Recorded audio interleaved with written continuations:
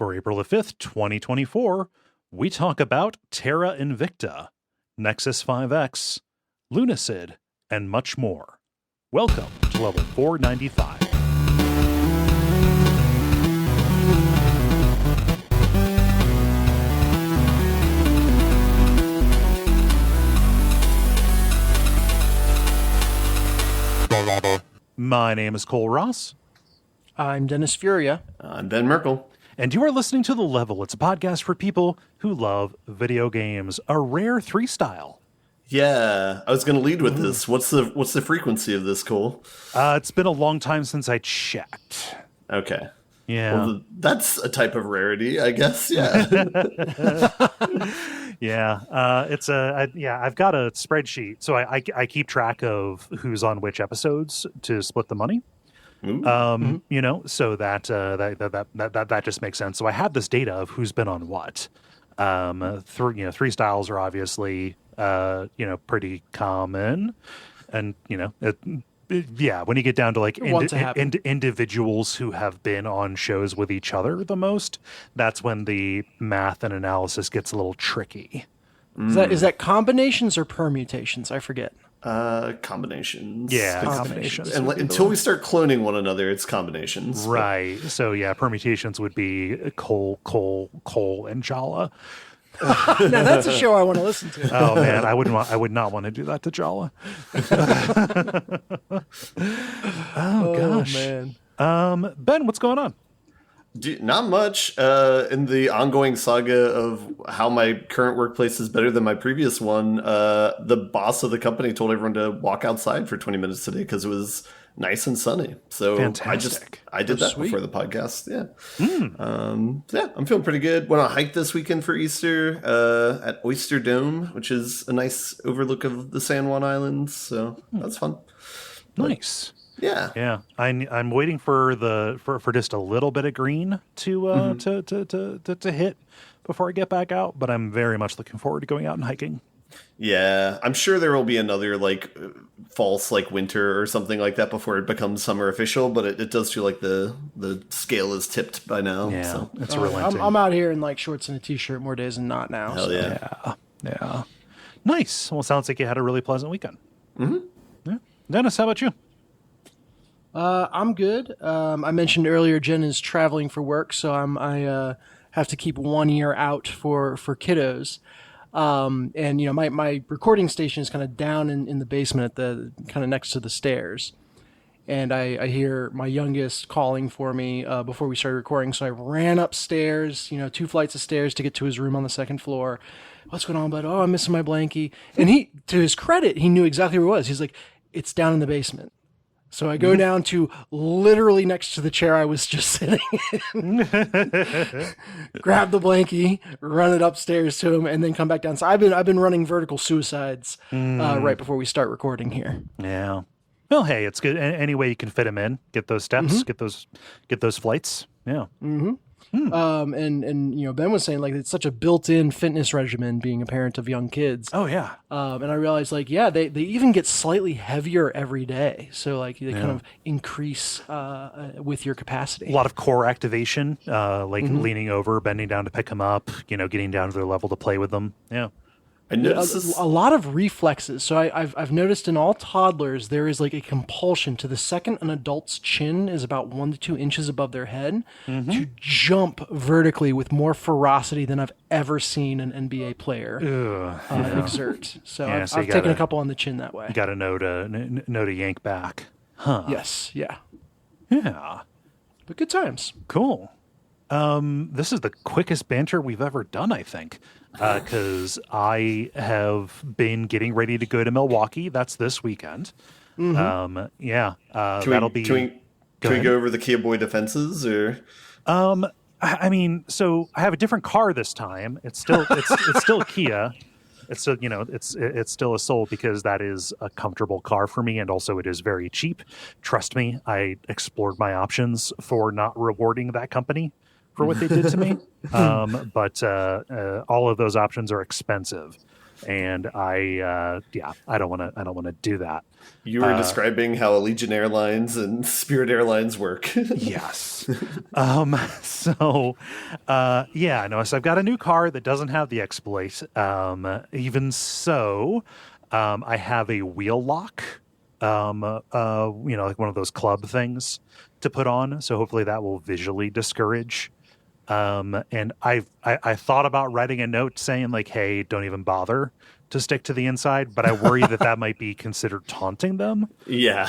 So I think I'm just going to do this person's trying too hard. Yeah, I think I'm just going to do the wheel lock, and that'll be good for anybody who has tuned in between and doesn't know what we're talking about. My car got stolen last year when I was in Milwaukee for the Midwest Gaming Classic by the Kia Boys, a loose conglomeration of children following a TikTok craze to steal the very easily stealable Kias and Hyundais because of a corner that company got when they were making it. So yeah, it's honestly that is probably better protection than anything you could do. Is the fact that the TikTok craze has kind of died down.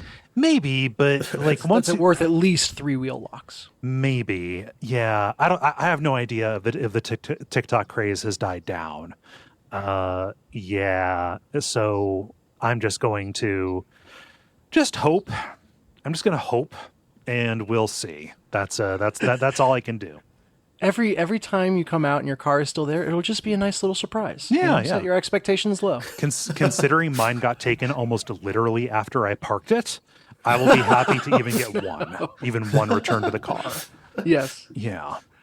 Just hopefully you can get all your stuff out of it into the booth before they steal it. Yeah, right. Well, I got all the stuff out of it, and thank God for small favors. I had already taken everything out of the car that we needed for the convention before I parked it. Like I checked in and then got everything out, and then parked my car. So. So yeah, but yeah, getting ready for that. I've also finished up the bulk of my spring cleaning, got all the closets, finished that up today. Threw out so much stuff. I don't throw anything away. I think you all know that about me. I have things I really made a good effort to get rid of things that are like almost literally trash that I was just keeping around because maybe I would find a use for it or maybe I would fix it one day. So like I took a full shopping cart, what ended up being a full shopping cart of old electronics to Best Buy to recycle. Oh, so many charging cords, I'm sure.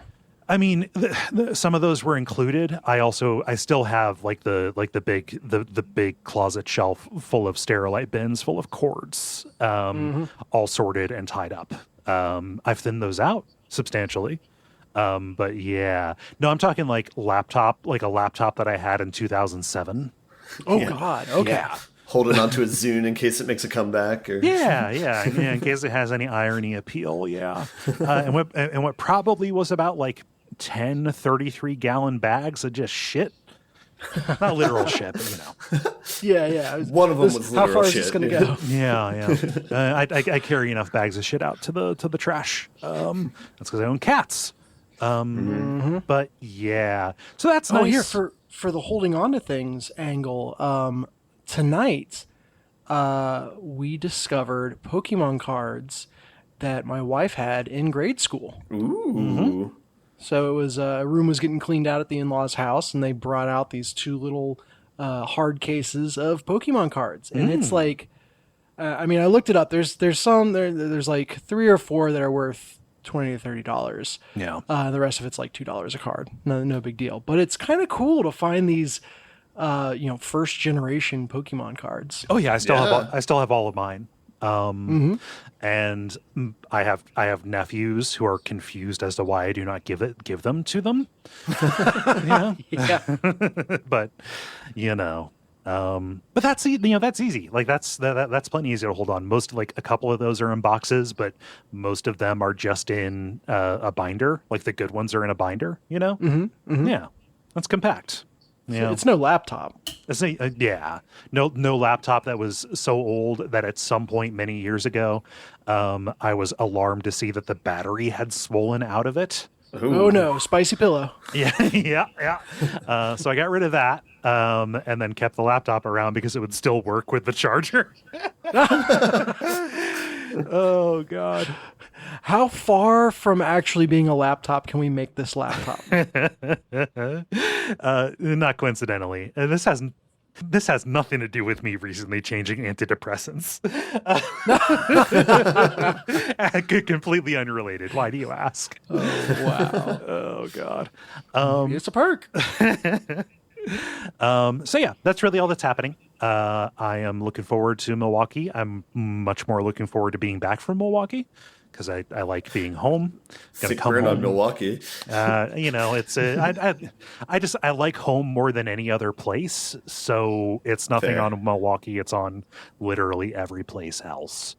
Programming note: no episode next week. We're taking next week off to allow for decompression and sicknesses that we're surely going to get. So no episode here of this show, the one show that we record the week that it comes out. Yeah, just record yourself coughing violently for a couple hours and then play that back. It'll be effectively what the show would be. Yes. It is just me coughing and then like a very bad MIDI version of the funeral march. Oh gosh. Yeah, I think we should talk about video games now. How do you feel about that?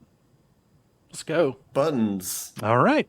Let's do the regular kind of show, what with the grind, the multiplayer, and the end boss, and we can get started with The Grind. The Grind, where we talk about the games we have been playing over the last period of time or so. Who has something new? I do. I have something new that I was shamed into playing. Okay, I'm curious about this dynamic. I like a shame start. Well, no, you guys were there and you didn't protect me. Sounds Moxie, Moxie last week brought up Terra Invicta. Oh, and asked, why aren't you playing this? This is like literally the game for you. Yeah. So I couldn't not play it after that. Strategy, like Earth management thing that just hit. It's like from XCOM developers, and Moxie's story last week was that it just hit Game Pass. Yes, it is from, I don't know if they ever worked for Firaxis officially, but they were the modders that created Long War. Gotcha, Which is like there we go. the quintessential mod for XCOM, making everything more difficult and time consuming because the base game is not enough. You crazy people. They made an entire game, and I spent a couple hours with it. It is effectively if Crusader Kings was cosplaying as XCOM. That's what this feels like. This sounds really good. Yeah, right? But you said that you played it, so it already doesn't feel like Crusader Kings. Yeah, I crapped out in the tutorial Crusader Kings. Got a little further in this. Okay. And yeah, the feel is very much the same. Like you're looking at this giant map of Earth that you can rotate all the way around. That's right. We're not even in space yet. You start in Earth. Finding out that you're not alone because an alien, spacecraft crashes somewhere on Earth. And so all these different factions, as humanity realizes we're not alone, are scrambling for influence, for, control of the site, where the UFO crashed and control over what humanity broadly does next. So you start, on a map of the globe. You're trying to control regions, countries, exert your influence there, and everything you do in the game is at the what I would call the strategic layer in XCOM. So you're looking at this map, you're sending people places, you're making choices and seeing the ramifications of those choices.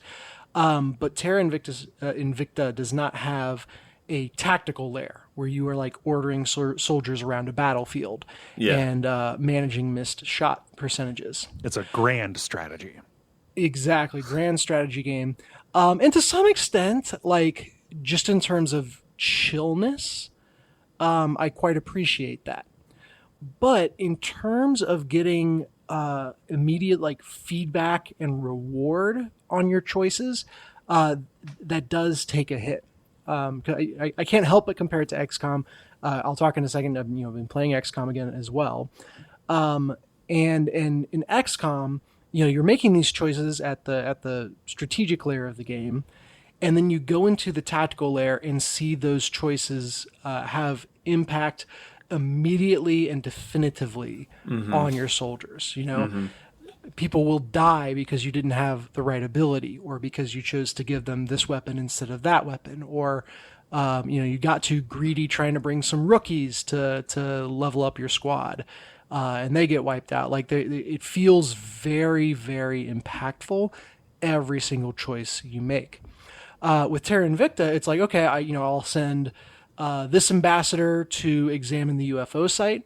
I will set my research priorities in this way, and I will send another ambassador to try to influence this country.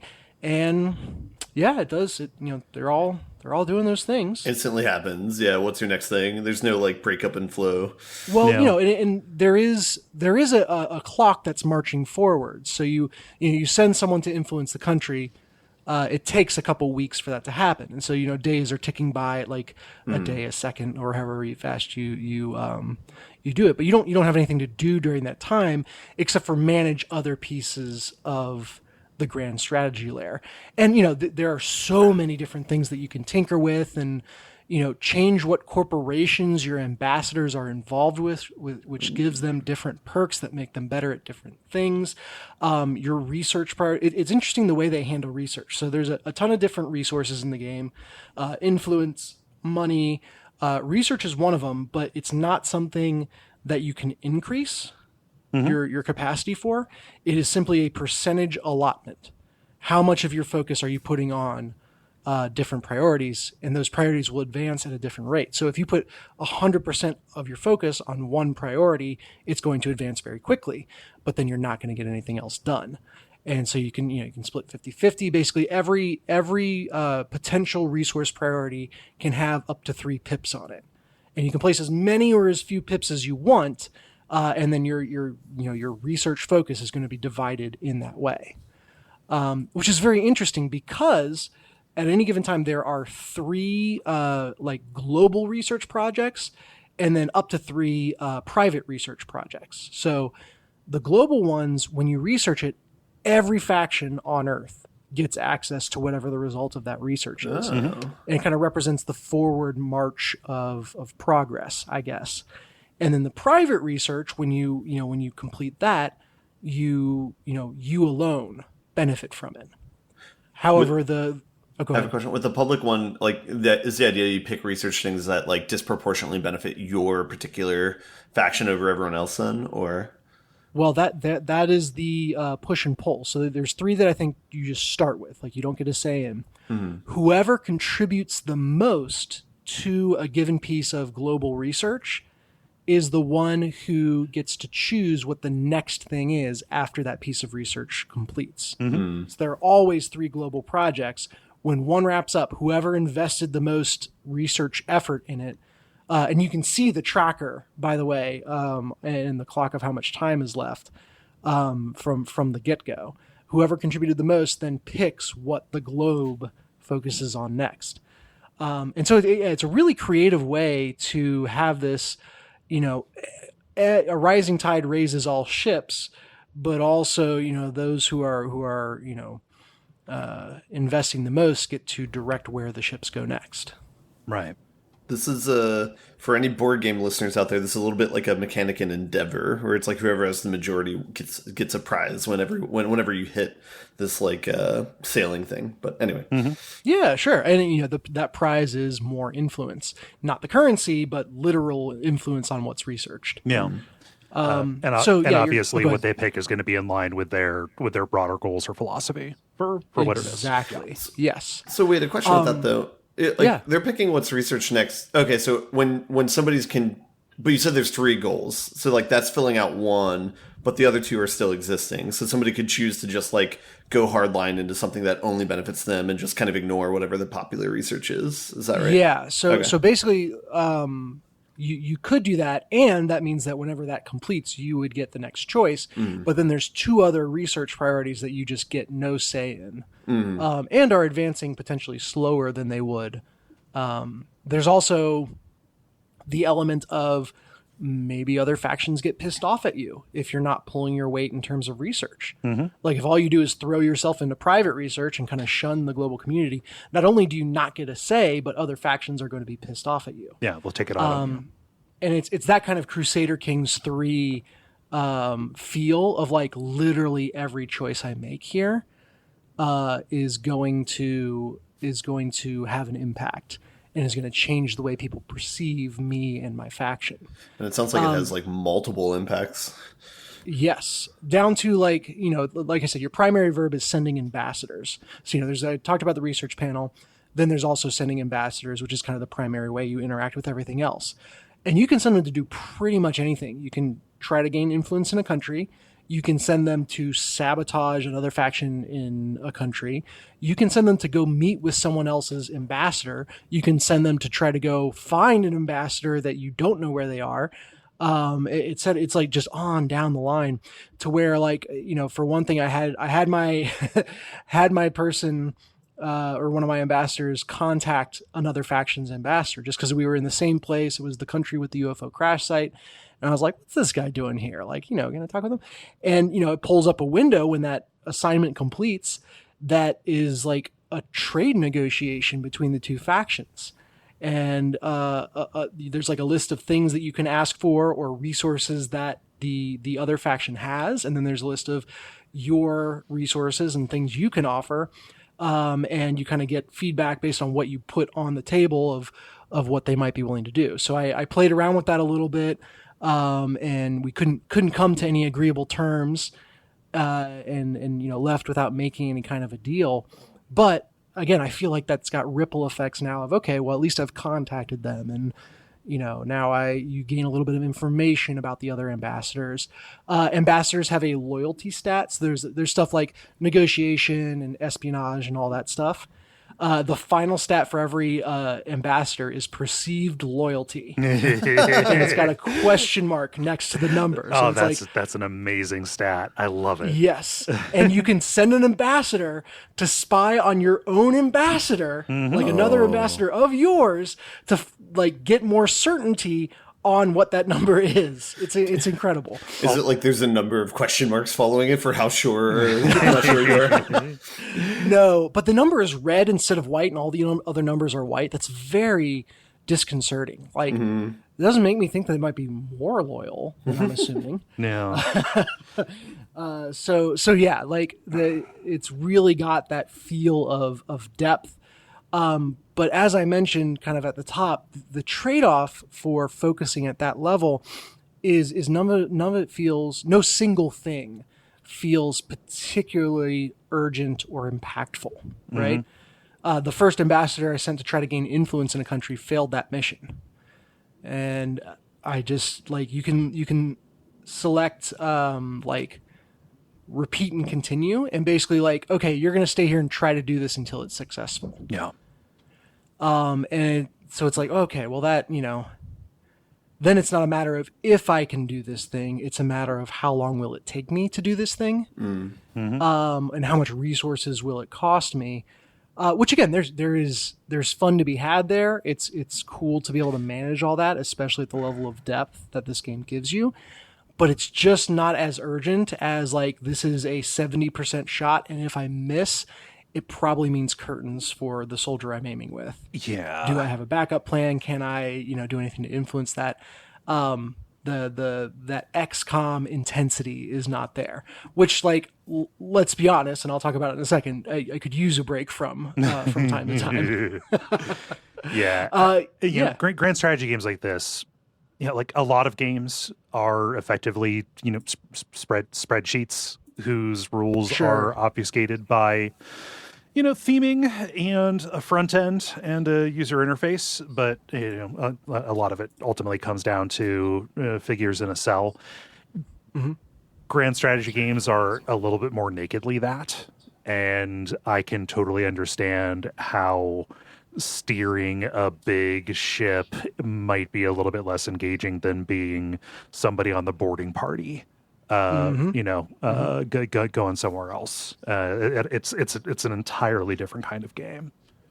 Yes. It honestly makes me even more curious about Long War, because I have not actually played that mod. Oh. I've been a little intimidated by it, just the fact that it, XCOM is already so notoriously long and difficult. How could you make it more long?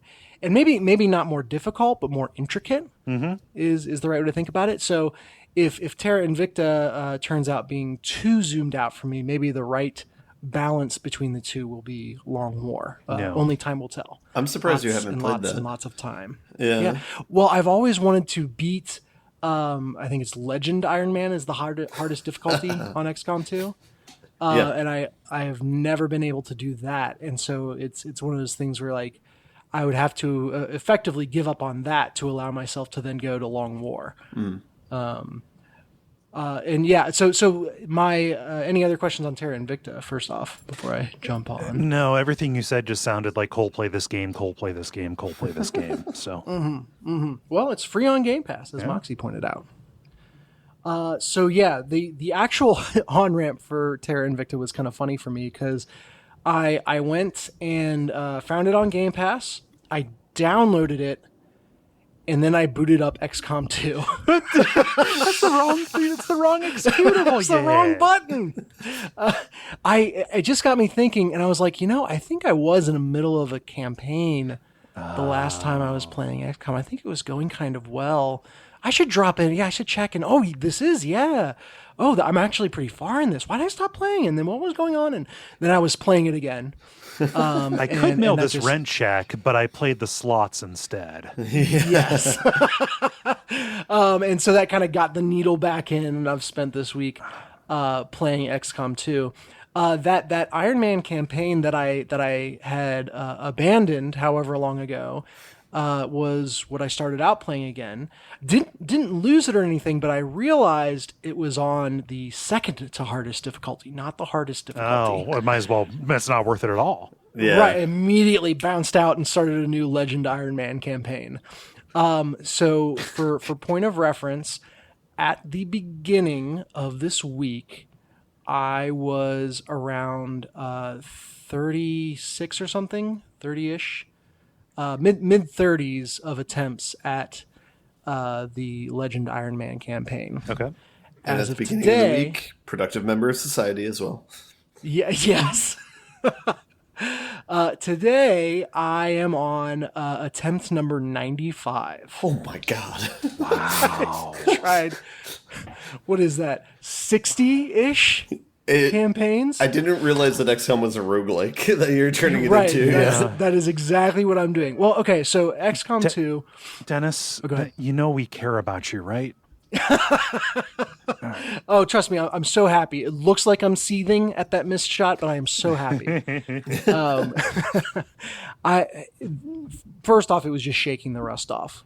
Like, remembering all the things not to do. And then there's kind of a 4-mission on-ramp to the campaign, with the 4th mission being this really, really difficult kind of make-or-break mission. And it's like, if you don't do well in that, it's really not worth continuing. Yeah, it's a gut check. It is absolutely. It's I think it's called a retaliation strike. Basically, the Advent, the bad guys invade one of the resistance camps, and you're showing up without your stealth, with more difficult enemies than you've ever seen before, trying to save civilians. So there's like the tutorial mission, there's a regular mission, there is a zombies mission. They call them Lost, for lack of a better term, and then there's this this retaliation strike, and yeah, all but 1 or 2 of those 60. We're gonna say it was more like 50 attempts. That sounds better. It was just in that 4-mission window. Like I said, first off, shaking the rust off, and then getting a little further each time. And I've really rogueliked the hell out of it. Ben, to use your analogy, where it's just rediscovering all the mechanics and remembering what works, what doesn't, and then really. Not knuckling down too hard or like focusing too much on the micro, which leads to a lot of the restarting. But it's just fun to be playing XCOM 2 again. Yeah. So yeah, it's is coming home in a way. I guess this is my favorite game of all time, and I'm surprised that I stayed away from it as long as I did. However, I might be staying away from it for a bit again, given my latest experience. So, had my deepest run yet, going extremely well. This was through the 4-mission on-ramp. This was, probably 9-10 missions in, something like that. Like, I really had my feet under me. Started getting some high-level soldiers. And did a protect the device mission, which is you spawn into the map. There's a device that you need to protect on the other side of it, and Advent forces are kind of swarming it. So you need to get to it and defend it until all the enemies that started on the map are dead. This was also a zombies one, so it had the Lost on it, which made things extra chaotic. And the Chosen, that would basically a boss character, spawned in on this. So it's all uphill. I'm like, all right, this is the one that goes bad for me. Except everything goes right. Just some crazy lucky shots, yes, but also tactically, I was on point. Just seeing around corners, everything felt like it was clicking. People went where I guessed they were going to go. This is great. Finish off all the regular enemies. Finish off the Chosen. And the mission doesn't end. The zombies on the map, by the way, are like endless spawning hordes. So once all the Advent are gone and your device is still up, the mission's supposed to end. So now I'm just running around the map like a chicken with my head cut off, trying to figure out what's going on. Did I miss an Advent soldier? What happened? There's more. There's probably 60 lost zombies running around the map, and it's just a game of numbers, right? I just start taking little chip damage here and there, and eventually, finally, I'm like, why? It's got to be a bug. Start searching, and I find out that there's apparently a bug where if the zombies kill an Advent character before you discover them, it soft locks the mission, and there's no way out. Iron Man. I bet they fixed that in Long War. I wonder. And the recommended workaround is just don't do this mission type. Oh God! If you're given the choice, choose something else. If you're not given the choice, fail the mission, because this is not worth. And I could evac out as a failure, but at that point I had lost so many soldiers, and the one remaining guy was injured. It was just like, well, that was my A team. So that happens. It's now and darkest dungeon. Right. I'm like, all right, that's it's bound to happen.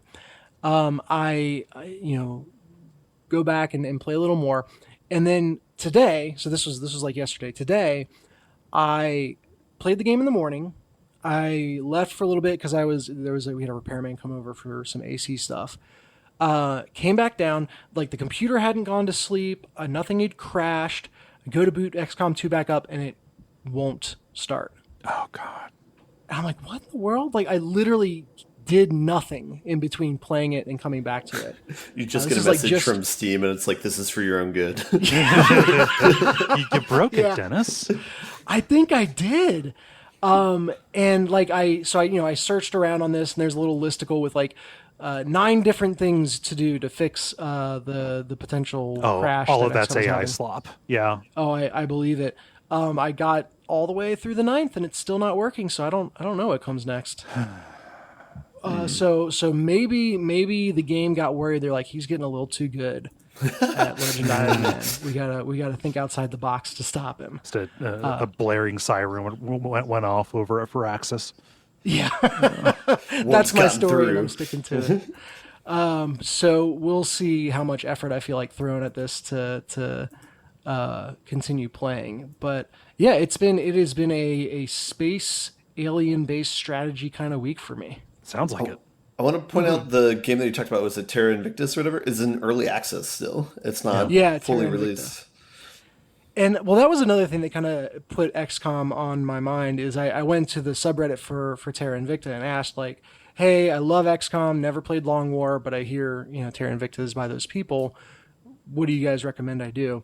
And consensus was kind of you won't hurt by waiting. on Terra Invicta because it's still being finished. So like if there's other content that you haven't seen yet, aka Long War, or just more XCOM, start there, and Terra Invicta will be better when you come to play it later. Yeah, I still wanted to play it just to check it out and get a different flavor, and I'm happy with the time I spent with it.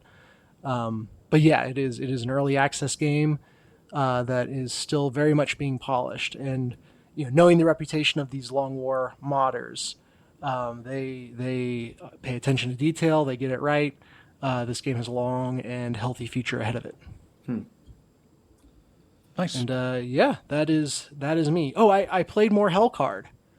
Right. The deck builder that I talked about last week. Oh, yeah. I won't say much new about it. I unlocked a new class, which was kind of cool. It's the Tinkerer, and cards have a mana cost, and then some cards have basically there are two other types of mana that you can generate. So there are some basic cards that only cost the base kind of mana but generate this other kind of mana, and then there's more powerful cards that you can only spend the generated mana on. And so it's this whole kind of getting the machine, exactly, the whole secondary economy up and running in the space of the game. And I've really enjoyed that. It feels completely different from the warrior beat him over the head with a stick class that I played on my first run. So not much else to say on that, but still checking it out. And that's me. Cool. Ben, how about you? Yeah, I don't have anything new. I just kind of got more of the same, but I still can find things to talk about that.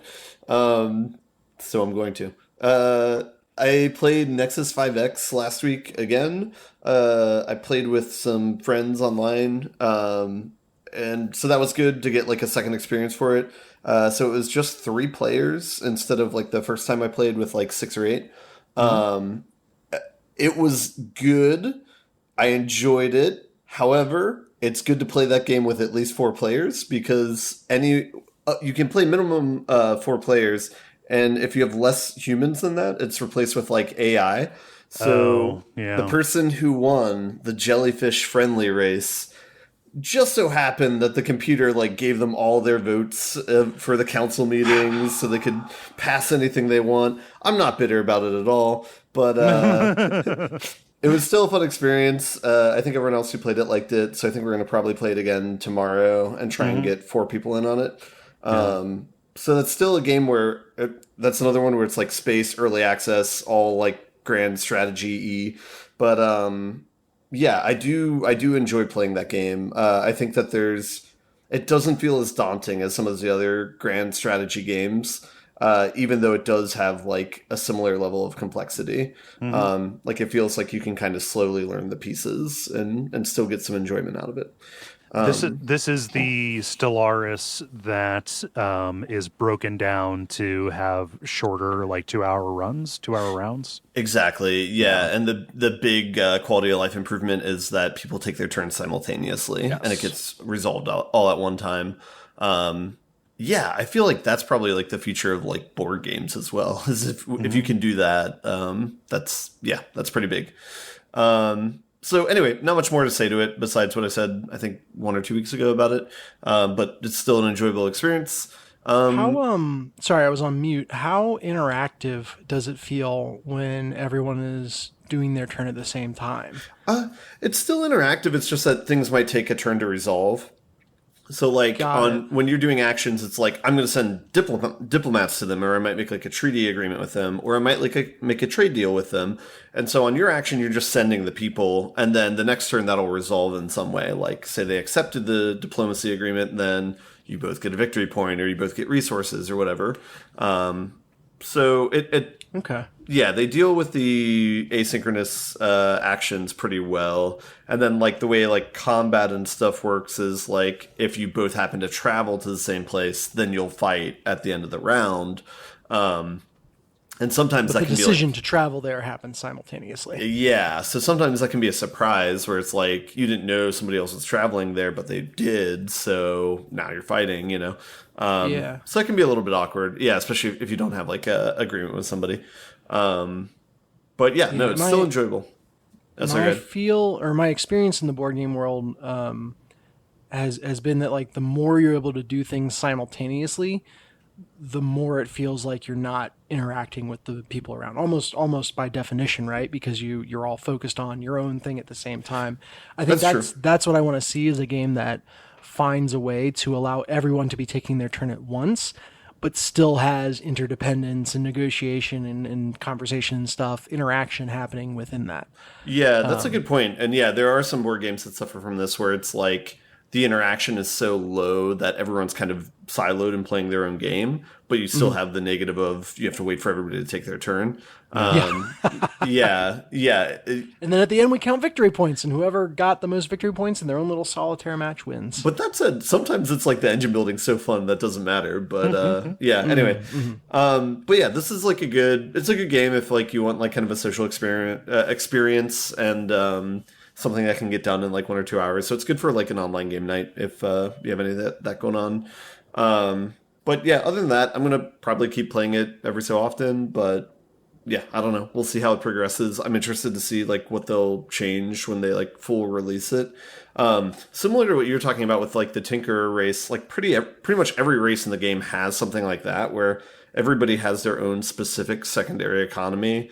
Like I think the space rats, which I described last week, they have like salvage is like their economy. So it's like they can go to sites where people fought and like collect salvage, and they use that to build buildings instead of their like regular action. And like other people will have like diplomacy, and they'll have some sort of secondary economy with that, and they'll use that to do special actions on their own. So anyway, I'll be interested to see where it goes from here, but I think it's a pretty good experience, so it does have some potential. But is there a particular galactic civilization that you find yourself kind of gravitating toward? Like, what sticks out to you as like your jam? Yeah, I don't think I've found one that's like, oh, this is the one that I like have to play as. Which I don't know if that's a good or bad thing. Like on the one hand, it's good that they're like balanced in a way that there's not like an odd job of the factions where it's like everyone goes for that. On the other hand, it's like it could stand to feel a little bit more specialized. I know it's a very board game reference heavy episode already, but the touchstone I have for this is there's a board game called Gaia Project where it does an extremely good job of every faction will have a very significant unique ability so that it feels like you are doing things that only you can do. This doesn't quite reach that sort of level. The Nexus 5X doesn't reach that level where you're like, oh, sweet, this is like an amazing thing I can do with this faction. Or at least I haven't felt that yet. And maybe I'm just missing like the depth of the rules, before I can feel that way. But it does feel, at least currently, that like there's room for them to kind of enhance like the asymmetry of it and make that like more pronounced between the races and make that more like satisfying to play as.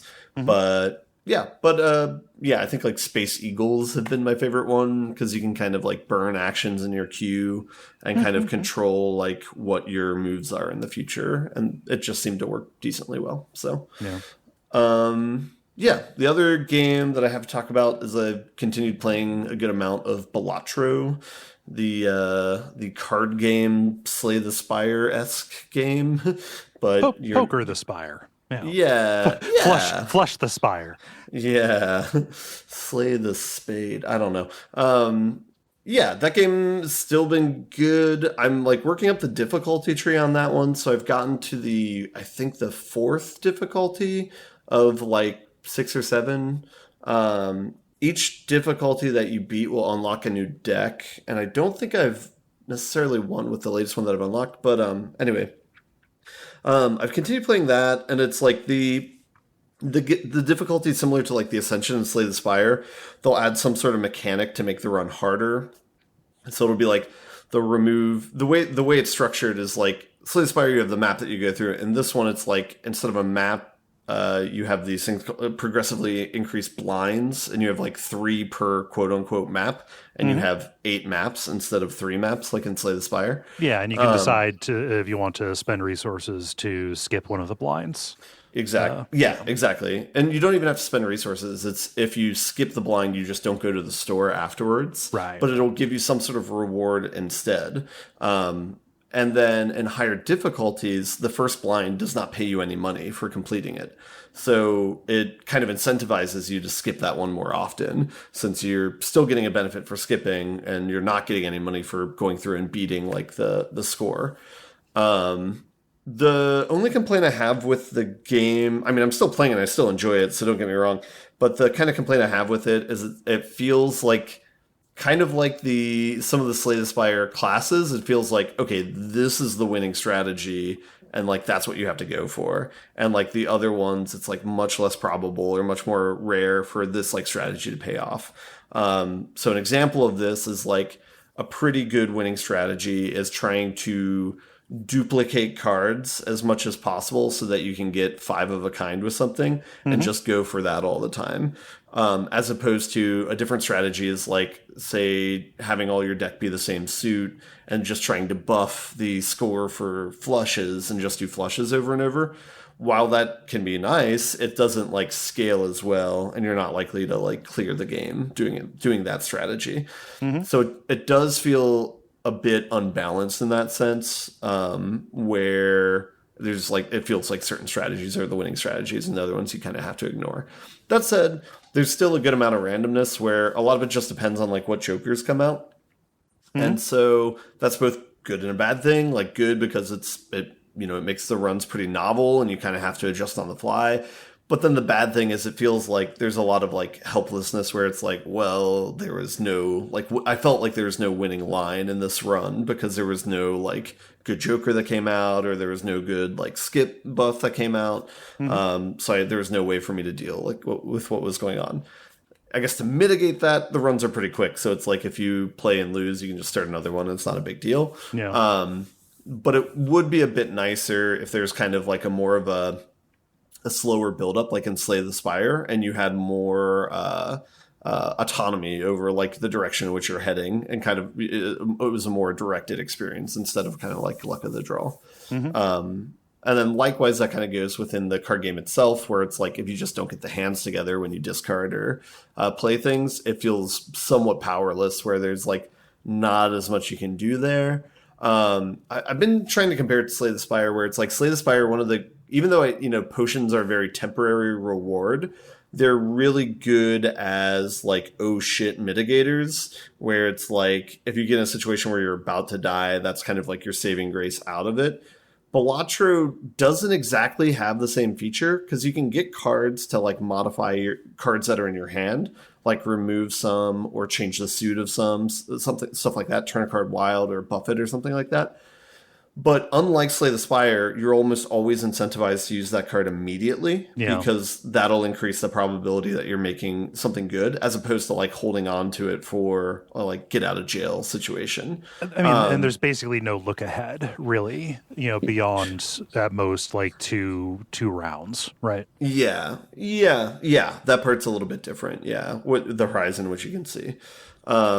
So I think I feel like that's what gets the really high tier players coming back to Slay the Spire is you can think ahead. I mean, not just through turns, but through combats and through acts, and like you can really think out the implications of your actions so far into the future that it rewards that level of thinking and mastery. It sounds like I wonder, as Balatro stays out here, if people will fall away if they feel like, okay, I've mastered everything I can, but like the ability to predict out into the future has reached its limit faster than in Slay the Spire. As somebody who really doesn't play a lot of these games, I am super okay with one of these deck building roguelikes existing in the market to be played for about 3 months and then left behind. Oh yeah. I don't want to make that sound denigrating. I'm just wondering if that will, if where community consensus will land on Balatro as time goes on. Yeah, it's just so many games are designed around keeping people locked in for some kind of like weird invisible KPI. and this is an indie developer, so they're not necessarily beholden to that, but it is still like considered to be like, you need to make this a forever game for the people who bought it. Sure. Yeah. So I'm not like tisking you for bringing that up as a concern. I just want to advocate for maybe it can just die. Things should end. Yeah. I do think it's interesting with this game in particular that the theming is so abstract that it's kind of just like the mechanics are what's kind of carrying the game, and that a game can be viable just on like solid, like upgrade and like progression mechanics alone. I love Monster Train. I haven't read a single bit of lore text, and I try my best not to look at the art. I play blindfolded. It's just pure wireframe, right? Yeah. No, yeah, that's a fair point. And that's another good example too, where it's like, I don't know how many people are playing that game for like, the 7 levels of hell. This is sweet. It's like, it's just good mechanics. So anyway, I mean, I still got some mileage with this. Like, I don't think I'm near the end of playing it. Like, it is like it's kind of my like idle time filler. Yeah. But I don't think it'll have the same sort of legs that Spire will, but it's still enjoyable. I mean, I might even rebuy it for the Switch if it's like something I would want to play like on the airplane, that sort of thing. Spender. So, it's good on the Switch. Yeah. Oh, okay. Yeah. So anyway, that's all I got. I've just been replaying games that I've already talked about. So cool. So I have one game and then a recommendation based on something I'm covering for another show. Ooh. So the game that I finished Alone in the Dark, the 2024 one, starring David Harbour and some actress who people in chat knew that I do not know who she is. She seems fine though. Wrap that up. I was about halfway through last time, and then finished up the back half this past weekend. Was the giant tentacle monster in fact the final boss? There is a giant tentacle monster that is a final boss. Okay. Yes, because it's Lovecraftian, right? The story primarily, concerns itself with somebody who made a deal with Nyarlathotep in order to keep the black goat of 1,000 young, Shub-Niggurath, sealed up inside this place. The ending is bonkers. True to this game being kind of a throwback to PS3 era survival horror games, the final boss is a disaster. It is way too HP spongy. There is no feedback for when you are doing damage. It summons ads to fight you and still does damage to you while you're fighting them. You're in too small of an arena. The ammo pickups are not limited, but health pickups are. I had to bump down to easy for the final. I was going to say, this sounds perfect for Twitch streaming. Yeah. I bumped down to easy after about 3 tries at it. Thank God you can change difficulty midstream. I know, right? Yeah. So, like, this is a... it's like... It's not quite a 7 out of 10 game, and all of that entails, like when I think of a 7 out of 10 game, I think of a flawed but still recommendable game to the point where I have dear loyalty to it. Your Silent Hill 4s or your Breath of Fire 3s, right? Games that didn't light the world on fire and underwhelmed a lot of people, but I still have a great amount of affection. This falls below that. This is like a 6.5 out of 7. So it does not gain the halo that a 7 out of 10 would in the common parlance. Wait, hold on. Is 6.5 out of 7 higher than 7 out of 10? I misspoke. 6.5 out of 10, rather. Yes. Maybe like a 6.66 out of 10 or something. No, sorry. Yeah, no, so 6.5 out of 10 as opposed to a 7.5 out of 10. By which I mean, like, this is a functional game that it has no real problems with it until the end. There are some neat puzzles, and the combat is there but not especially egregious. up until the final boss. The story is cool if weird, and is told in interesting ways. It relies a lot on kind of in-game documentation in a way that journal entries and stuff that you find in a way that survival horror games kind of stopped doing recently. There's a lot that's actually like pretty neat about this, but like it ends up just kind of being blah, to a degree. Like, of the survival horror games that have come out recently, this would not be like a run, don't walk kind of thing to me. Since I finished it, and I'm, feel pressured internally to come up with some kind of like final synopsis, right? Like, the combat's just not great. I don't see a reason for it to be there if it is going to be as kind of like half-baked as it is, right? Yeah. Yeah. You gotta have something for the player to do, I guess. You do, yeah. And, exploring the spaces and finding the doodads and figuring out what to do with them. And the puzzles are not just, find the right key and then find the keys, the keyhole for it to go into. It's not all that. There are a few like noggin scratcher kind of things there. At least that give you a few more tasks to do before you get the answer. So like, there's stuff to do. It's just, I don't know. If the combat was stronger, I think I would give this a little bit of higher praise. And I am not dinging it at all for the plentiful jank that is in there. To me, that is a positive. Just the weird little animation snapping and stuff like that. To me, that is part of the charm. Yeah. Very cool. So yeah, Alone in the Dark, I wish it was better, but it was fun to stream. Because there are 2 selectable characters, I was curious if it would bear streaming again. I played with the David Harbour character, with Edward Carnby, the first time. And I took a look to see how different the other one is. The campaigns are basically the same, except with a couple of different cutscenes, and each character has like one character specific level as they go into a Silent Hill 2-esque realm to deal with a personal failure that the forces are trying to break your mind with, right? So it's not one where it's like Resident Evil 2 where I'm going to turn right around and play it and get a substantially different experience. So it sounds like there's room for DLC to add 3rd and 4th characters. Maybe there's DLC. I don't know. I'll keep an eye. I didn't hate it, but I wish I loved it. I think is where it comes down. I just can't. So, oh well.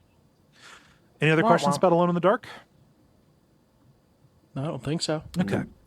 I'm going to bring this next one up, not necessarily because I feel like I have an awful lot to say here that I will not say tomorrow when we record the WAF about it, but I want to recommend to you here, and also to anybody who's listening who does not listen to Watch Out for Fireballs, a game called Lunacid is one of the best games I've played in recent times. So it's like Luna, with CID at the end. It's like Luna Acid, Lunacid. What is this? Should I be searching on Steam for it? Or It's on Steam. Okay. Yeah, it's an indie game that is a throwback to the action RPGs that FromSoft made before Demon Souls, Dark Souls. It is a Kingsfield and Shadow Tower alike. First person. Wow, this looks Kingsfield as fuck. It is so Kingsfield. It is like pitch perfect.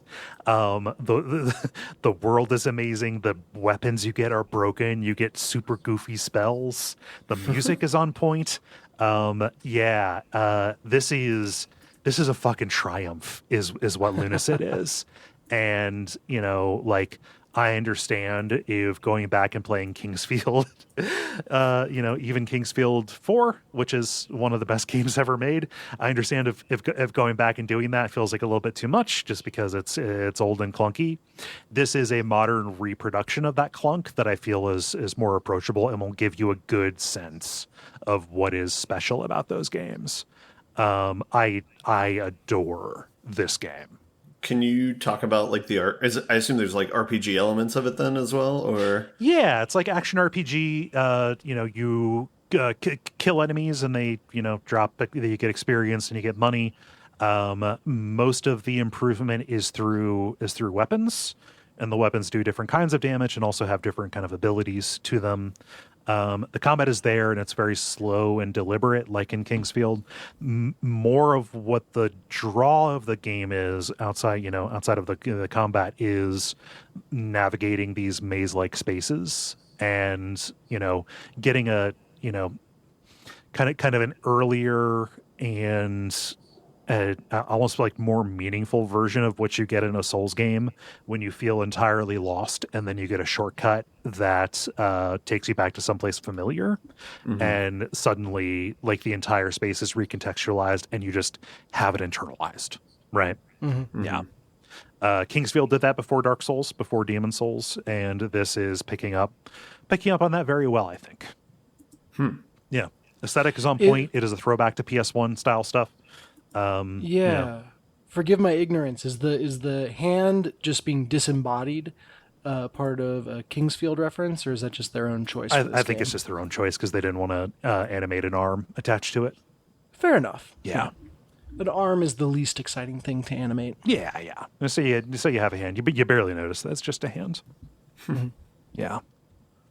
Very cool. Yeah. It's really good. One of my highest recommendations I can make, I think. So sweet. That sounds high. Yeah. Now I do, looking at the Steam page, the 1.1.0 patch looks like it has a bunch of Christmas lights folded into what I assume is a common area. So is this a live service game? No. I think the creator just had a fun time joke, and decorated the hub. The hub area, Wings Rest, with some Christmas stuff.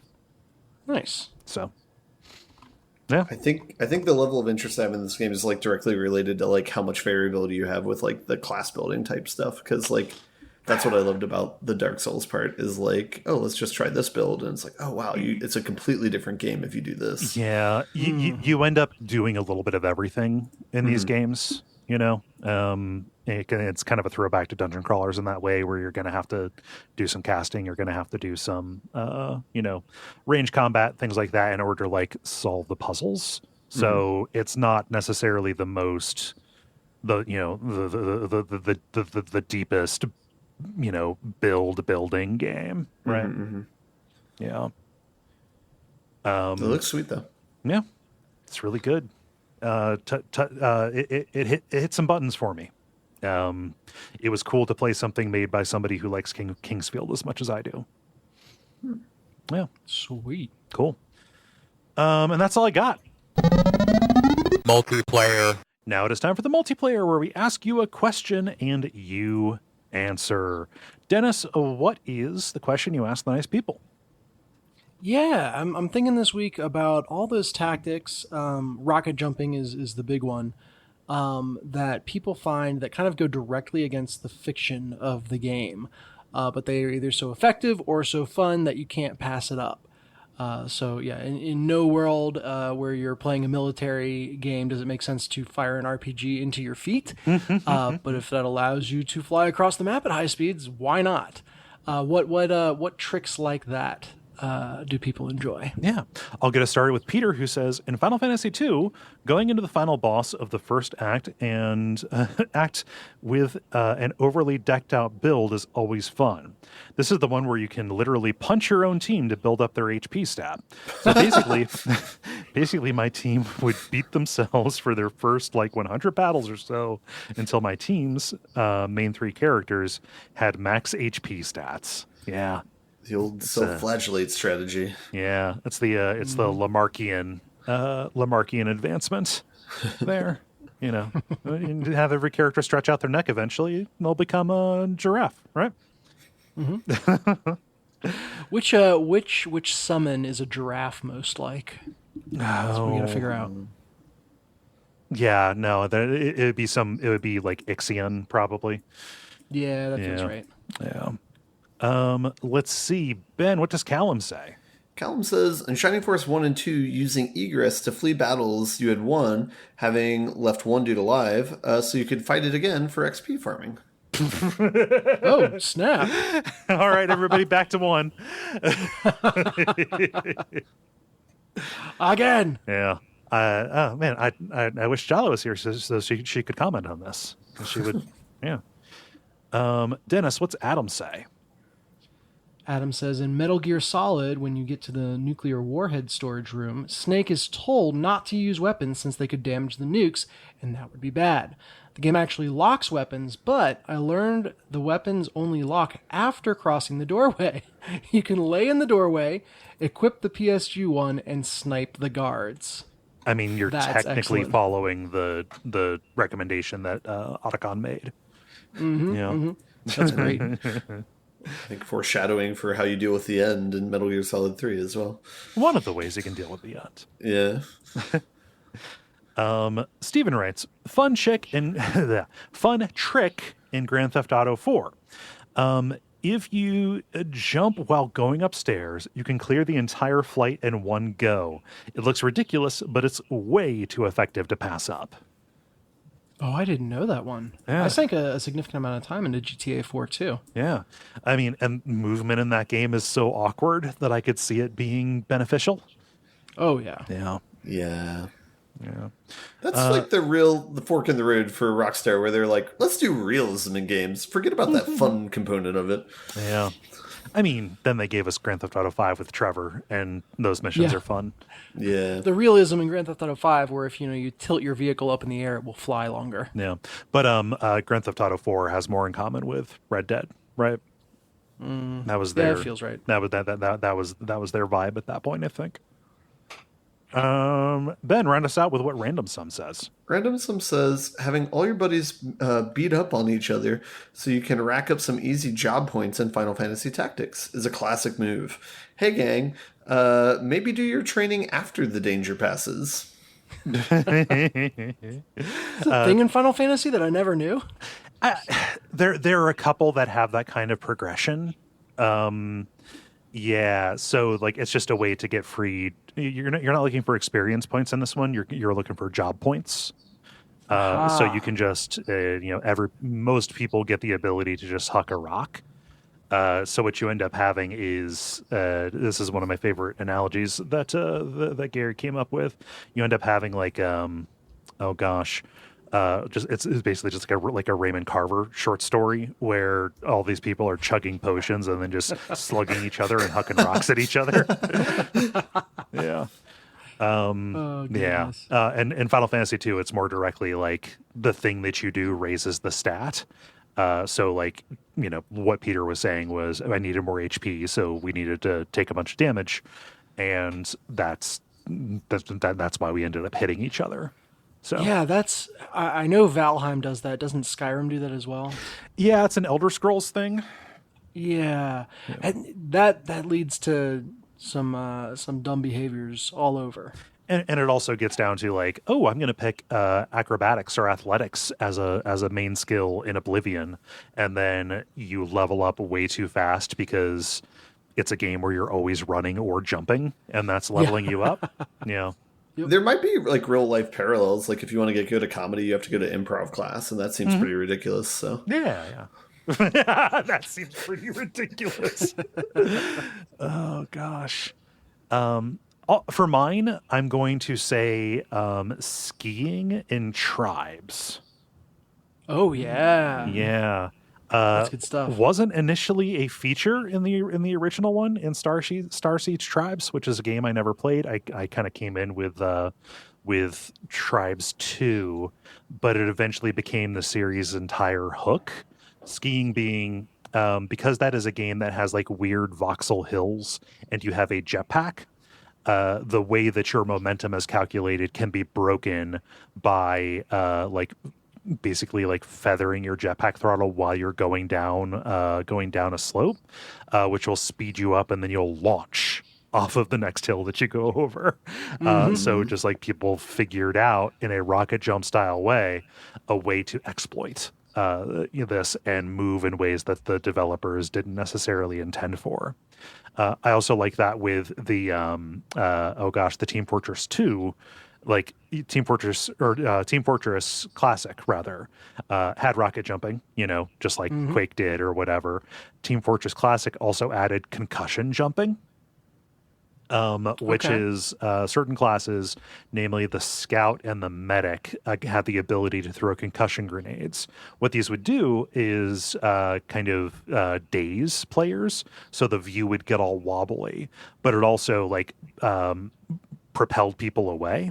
So concussion grenade jumping was cooking the grenade, throwing it, and positioning yourself and jumping right when it goes off to basically launch yourself entirely across the map. It was way more effective than rocket jumping, but when you ended up wherever you ended up, your view was going all whoa, whoa, whoa, whoa.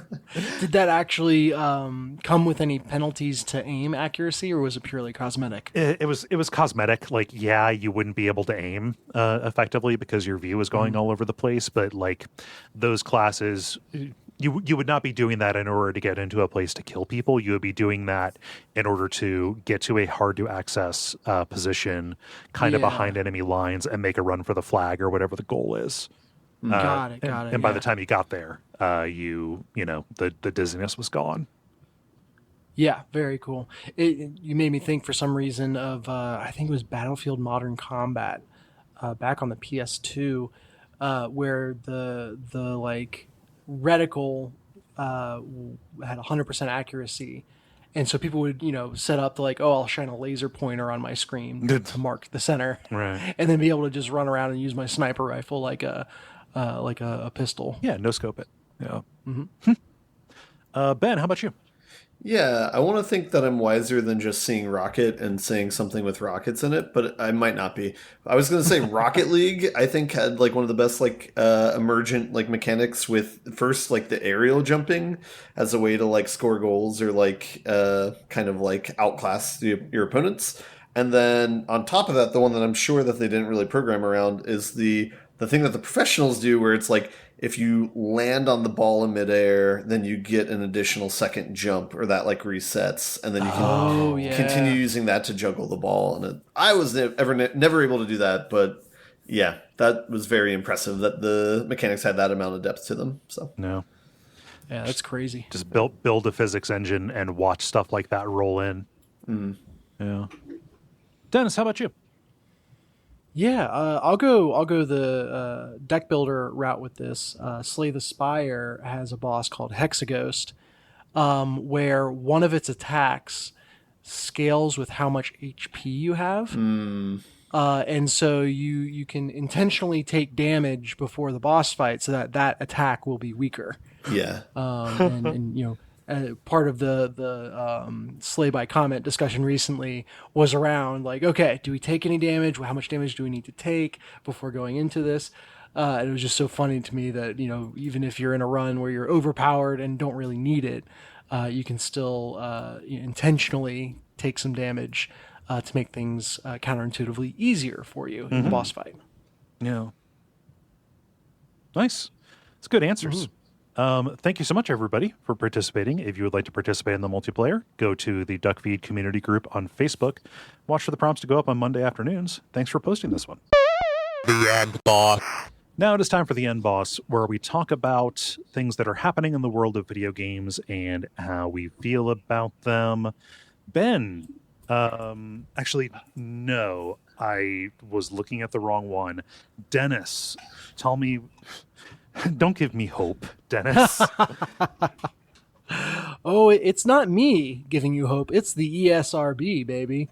So on April Fool's Day, when all kinds of shenanigans of varying degrees of funniness go up from gaming companies around the globe, one company had something that was actually real. And that was Silksong, or the devs of Silksong. A new store page went up for Silksong on Xbox. It has had a store page for PlayStation and Switch as well for a while, so that's not necessarily the notable part. The notable part is that page came with a new ESRB rating. Yeah. Meaning that the game is at least finished enough to get a rating. And while there can be, a ton of polish and improving that happens after the rating, generally that's a pretty good sign that the game is close to launch. So the dev themselves has confirmed that this is not an April Fool's joke. This is real, though they still have not committed to a launch date. It feels like Silksong, I don't even want to say it, might happen. I mean, because time is moving forward, the odds are that we are getting closer to when it will eventually come out. Mm-hmm. You know, so we 1,000 monkeys on 1,000 typewriters over the period of infinity will eventually type out the code for Silksong. Yes, yeah, 7 years. Like, I trust that team. They can, they can do what they need to. Like, the more surprising thing to me is that they had enough runway to do this. Mm-hmm. Right? Yeah. So, fingers crossed. It means something. Who knows? It'll happen when it happens. I stopped. I stopped wanting things. Fair enough. Now it's your turn, Ben. Well, you got 2 stories here. So. Yeah, I was gonna say. Well, then, if you don't want anything, these next 2 stories won't bum you out at all, and it's all good. Okay. I just have 2. Instead of we usually talk about one bummer story every week. I brought 2 that I don't want to talk about too much in depth because they make me sad. Okay. But the first one is Suicide Squad: Kill the Justice League. Had a DLC in the past few weeks where you can play as the Joker, and the unanimous opinion of it has been that it's too grindy and not fun, and the fact that they gate that behind, I think it's 70 missions or something like that.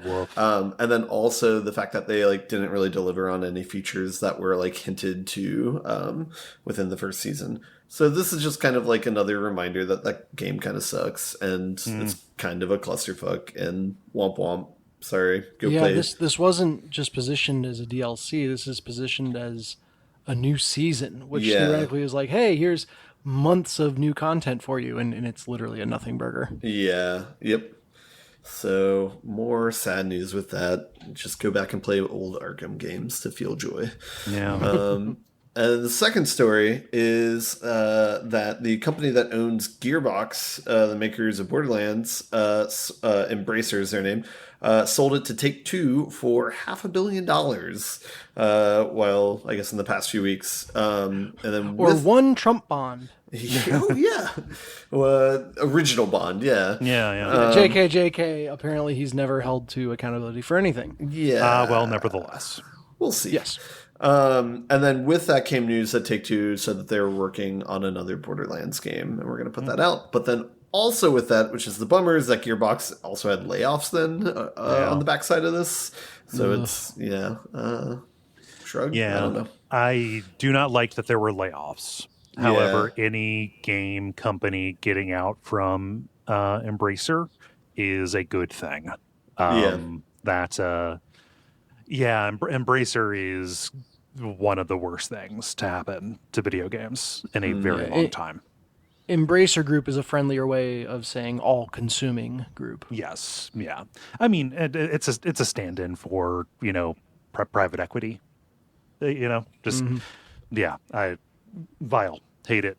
I don't have a lot of affection for Borderlands, but also, I don't know. I don't want a studio to be bought by somebody who's not interested in what they make and then dismantled. So good for them. Maybe that Borderlands movie money will, allow them to hire people back. I don't know. Whatever. You want to bet on that? Nope. Okay. I am not investing in any of this. Yeah. Oh gosh. For my story, this is a good thing, and it's also a classic something is happening story. Are you all aware of Bloodborne Kart? No. Oh, yeah. Yeah. So Bloodborne Kart is a game that was announced as an April Fool's joke by an indie developer who had made the Bloodborne PS1 kind of game. Independent developer releasing stuff for free. They made a fake announcement for Bloodborne Kart, and it got interest. And so they figured, well, let's go ahead and just make this. People seem to be interested. Well, Bloodborne Kart is no more. Sony killed it. However, from the ashes, a legally distinct game called Nightmare Kart, with all the characters slightly altered, is going to be released on May 31st. Released for free. Asset mirrored, yeah. Released for free with slightly different names. But if you notice a similarity between these characters and something from the Sony game Bloodborne, well, that's your problem. You didn't. Yeah. Purely coincidence. Yeah. I've been watching the development of this happen, on Twitter since it was announced. The developer seems pretty cool. And I'm looking forward to messing around with it. Yeah. Very fun. Yep. So May 31st, coming on Memorial Day. You get like blood sparks instead of blue sparks. Maybe. Yeah, I'm excited about it. So yeah, any other nothing else? How do we all feel about buttoning it up? Buttons. The credit. Thank you so much for listening to level number 495. We appreciate you taking the time.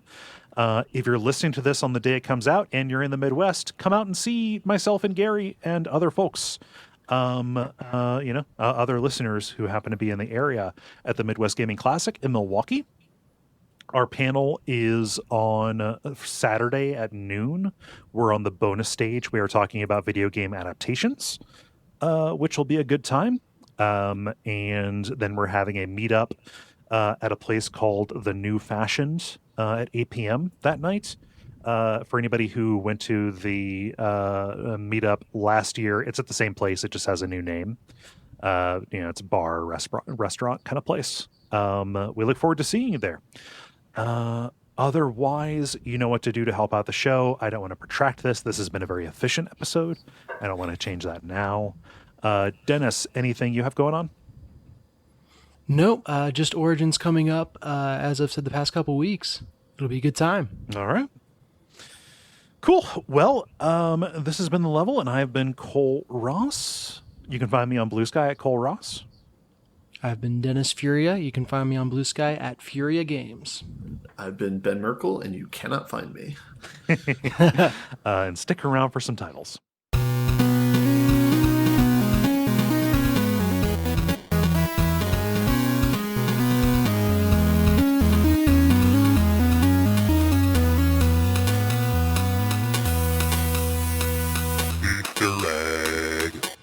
I only have one. It's something I said, which is Dirty Pool, but I'm going to say it because I liked it. I was proud of it. Flush the Spire.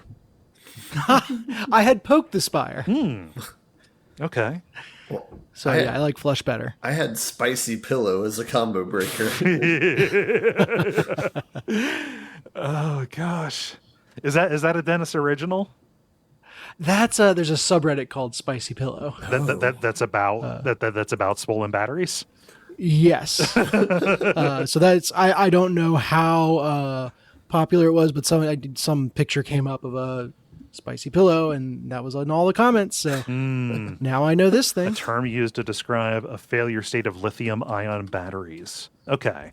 Yeah. Oh man, these pictures are distressing. Those are going to catch fire. Oh boy. Oh boy. Yeah. Are those the three we have? Flush the Spire, Poke the Spire, Spicy Pillow? Yeah, I only wrote down the one. Okay. Sounds like a weird set of song lyrics. But yeah. How do we feel about Flush the Spire? I like it. All right. Cool. Well, it is decided.